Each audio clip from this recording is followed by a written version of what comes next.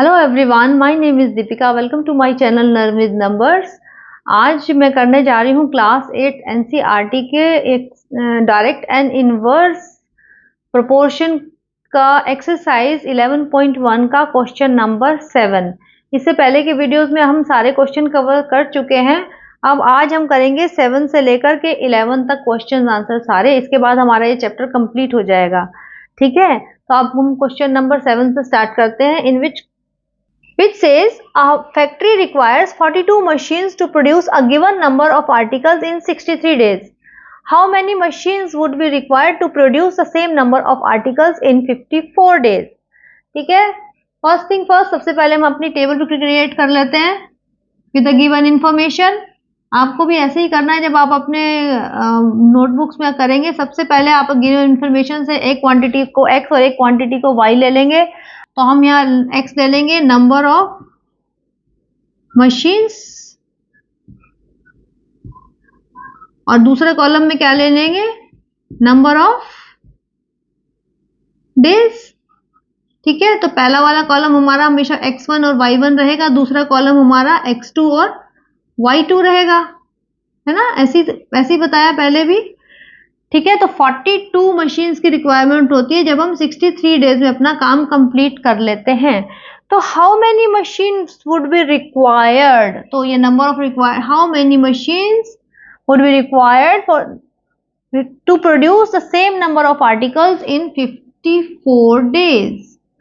अब देखो, अगर आपको कम दिन में काम खत्म करना है ना, 63 डेज ज्यादा 54 डेज में अगर काम आपको जल्दी जल्दी खत्म करना है तो इसका मतलब मशीन्स आपको ज्यादा लगानी पड़ेंगी, है ना। 42 से ज्यादा लगानी पड़ेंगी। इसका मतलब जैसे अगर ये डेज कम हो रहे हैं तो क्वांटिटी जो मशीन्स की है वो हमें ज्यादा चाहिए। इसके लिए फिर से हमें पता चल गया कि एक क्वेश्चन या केस किसका है। This is a case of inverse proportion.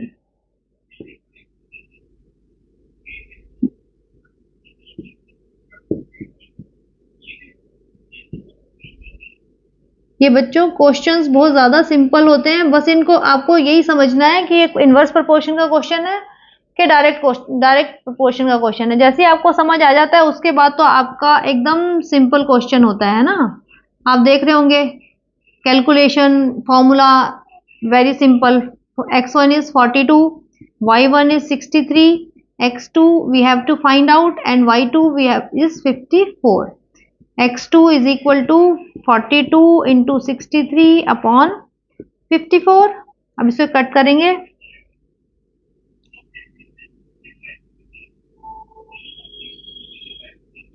Nine seven जा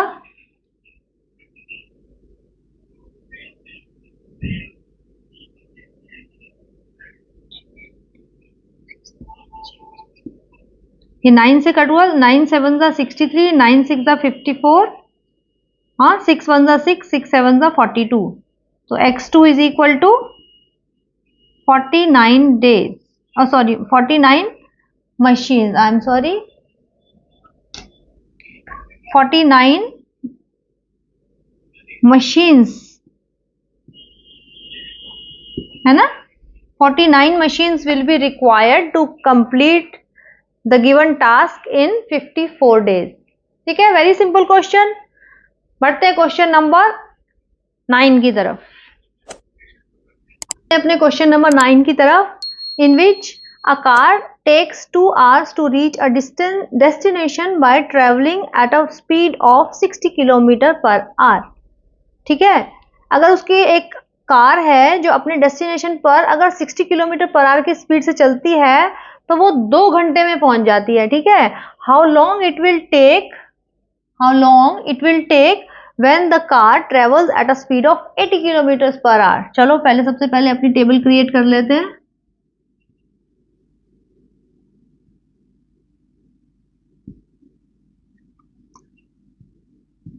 speed of the car and second is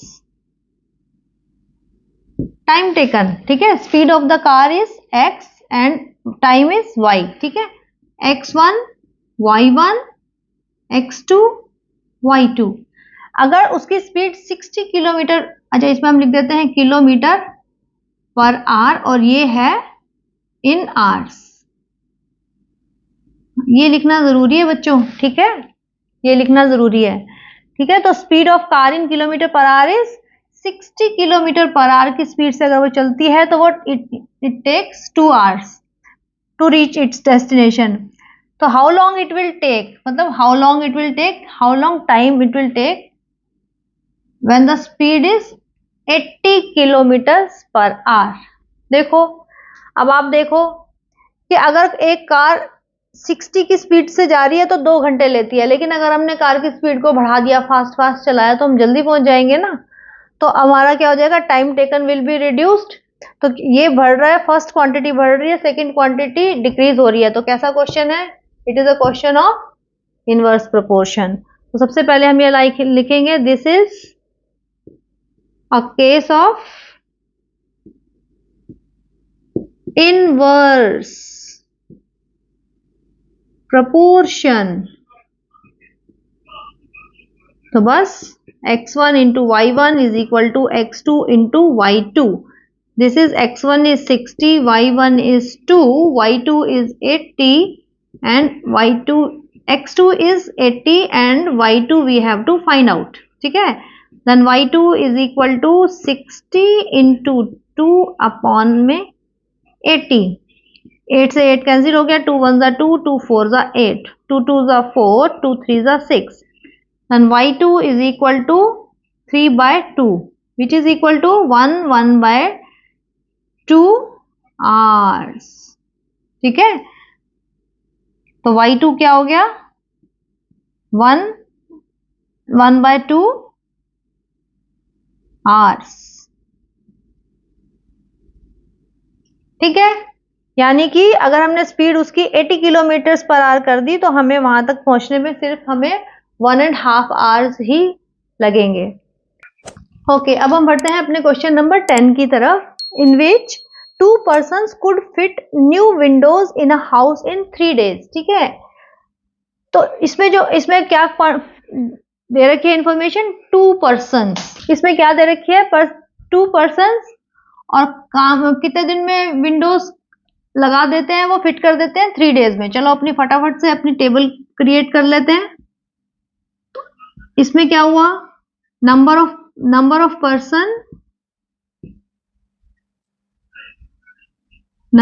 persons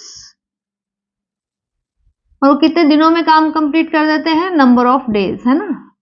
यही दो क्वांटिटीज हैं जो आपस में रिलेट कर रही हैं। तो ये इसको हमने x ले लिया, इसको हमने y ले लिया, ठीक है। इसको x1, इसको y1, ये इसको x2, इसको y2 ले लिया। अब देखो नंबर ऑफ पर्सन अगर 2 है तो वो काम कितने दिन में कर रहे हैं, 3 दिन में। तो फर्स्ट केस है इसके अंदर, इसमें 2 क्वेश्चन दिए हुए हैं, ठीक है। तो हम पहला क्वेश्चन सॉल्व करते हैं। One of the person fell ill before the work started. एक आदमी क्या हुआ, पहले ही बीमार पड़ गया काम स्टार्ट होने से पहले ही। तो how long would the job take now. अब एक आदमी की जगह कितने आदमी रह गए, खाली दूसरे केस में एक ही आदमी रह गए। अब बताओ कि वो काम कितने दिन में कर पाएगा आदमी। अब देखो पहला जो है क्वांटिटी डिक्रीज हो रही है। अब आप खुद देखो, जब एक आदमी एक ही रह गया, कम हो गए पर्सन, तो काम ज्यादा दिन करेगा ना वो इसी काम को। 2 मिल करते हो 3 दिन में जल्दी जल्दी कर देते। अब अकेला रह गया तो उस काम को वो ज्यादा टाइम लगाएगा। तो again this is a question of, या this is a case of inverse proportion.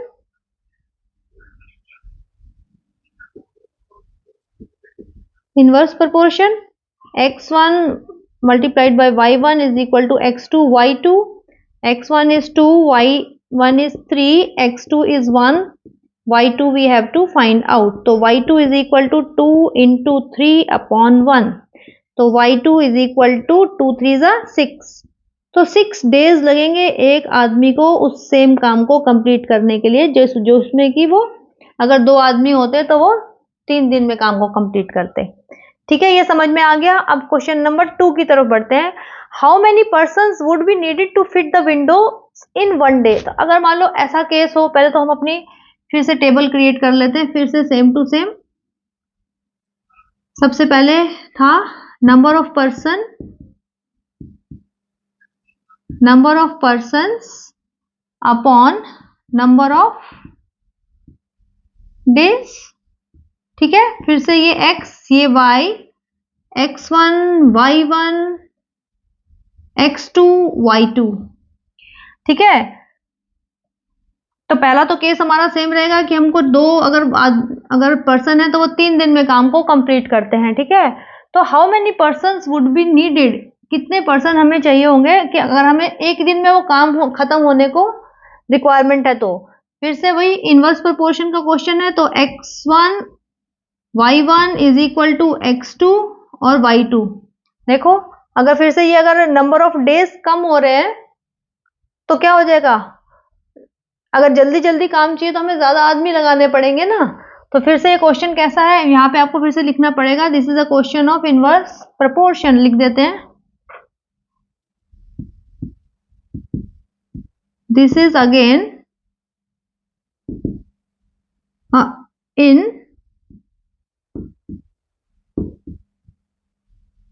Inverse proportion. आप चाहें तो इसमें ऐसे भी लिख सकते हैं कि this is again in inverse proportion as the number of days are decreasing so the number of person required would increase. ठीक है, ये पूरा लिखने के बजाय आप इतना भी लिख देंगे तो भी चलेगा। अब आप ऐसा कर देंगे x1 y1 is equal to x2 y2।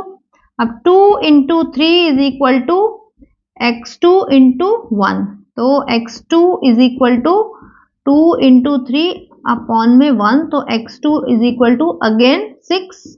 अब लेकिन ये 6 क्या है, 6 पर्सन्स।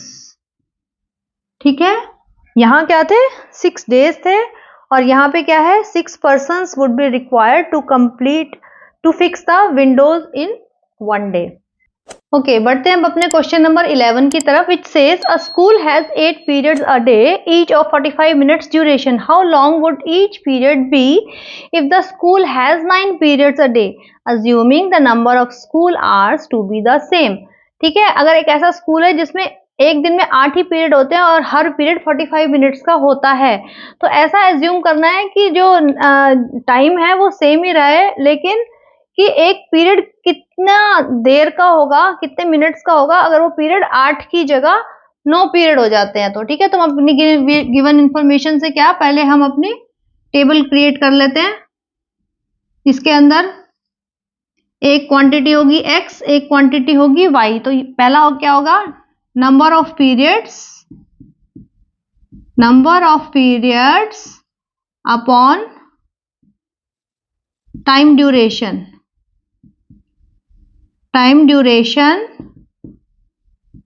इन मिनट्स। ठीक है, तो एक क्वांटिटी हमारी x1 y1 और दूसरी होगी हमारा x2 y2। तो पहली इंफॉर्मेशन हमें क्या है, नंबर ऑफ पीरियड्स हैं 8, टाइम ड्यूरेशन है 45। अगर 9 पीरियड्स करने हो तो कितने मिनट के वो पीरियड्स होंगे, तो this is in inverse proportion, है ना, इनवर्स प्रपोर्शन में होगा ना। देखो अगर नंबर ऑफ पीरियड्स जो है वो इंक्रीज हो रहे हैं तो टाइम जो है वो कम हो जाएगा ना, कम हो जाएगा। तो अब देखो ये x1 y1 is equal to x2 y2। x1 क्या है 8 into 45 is equal to x2 है 9, y2 we have to find out. तो y2 is equal to 8 into 45, ये आ जाएगा डिवाइड में 9, 9 1 जा 9, 9 5 जा 45। तो y2 इज इक्वल टू 8 5 जा 40 मिनट्स। यानी कि अगर हम पीरियड्स 8 की जगह 9 कर देते हैं, 9 पीरियड्स कर देते हैं, तो हर पीरियड कितने मिनट्स का हो जाएगा, 40 मिनट्स का हो जाएगा। ठीक है, इसके साथ हमारी एक्सरसाइज 11.2 अब कंप्लीट होती है। अगर आपको मेरा वीडियो पसंद आया हो तो इसको एक थम्स अप जरूर करना, इससे मुझे मोटिवेशन भी मिलता है। और अगर आपको कोई 8th क्लास का नया टॉपिक अगर आपको पसंद है कि मैं वो आपको करवाऊं, तो आप कमेंट बॉक्स में जरूर से मुझे लिख करके बताइए, मैं जरूर उस पर वीडियो बनाने की कोशिश करूंगी। अगर आपको मेरा पढ़ाने का तरीका अच्छा लगा हो और आपको सब कुछ समझ में आया हो तो आप इस वीडियो को लाइक करो, शेयर करो, और अपना सब्सक्राइब अगर नहीं किया है अभी तक तो मेरे चैनल को सब्सक्राइब जरूर करो ऐसे नए नए वीडियोस देखने के लिए मैथ में। Thank you.